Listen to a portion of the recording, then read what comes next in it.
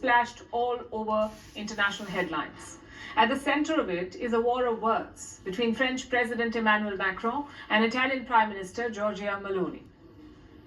So why are they squabbling? Well, the story begins last weekend in Lyon in France. A 23-year-old activist was beaten during clashes. He was a far-right activist. He was attacked during a protest outside a university by people wearing masks. 2 days later, he died from head injuries. 11 people, 8 men and 3 women, were taken into custody, and 7 people will now face murder charges, including a parliamentary assistant to a far-left lawmaker. All of this happened in France. The Italian Prime Minister has condemned it. That's Giorgia Meloni. She has called this killing, and I'm quoting, a wound for all of Europe. And she blamed a climate of ideological hatred for this. Of course, French President Macron did not like it. He was here in India for the AI summit, and he fired back. As for the other political comments I'm seeing, I'm always struck by the fact that people who are nationalists, who don't want anyone bothering them at home, are always the first to comment on what's happening elsewhere. If everyone just stayed in their own yard, the flock would look after itself.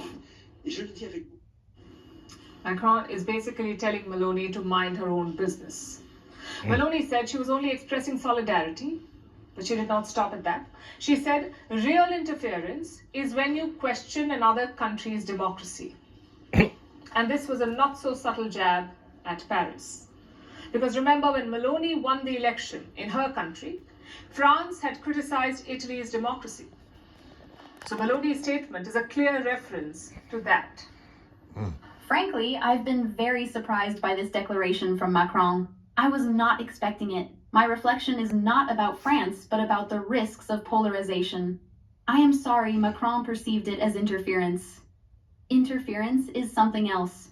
For instance, when a leader is elected by his citizens, and a foreign country says we will monitor on the rule of law, that's interference.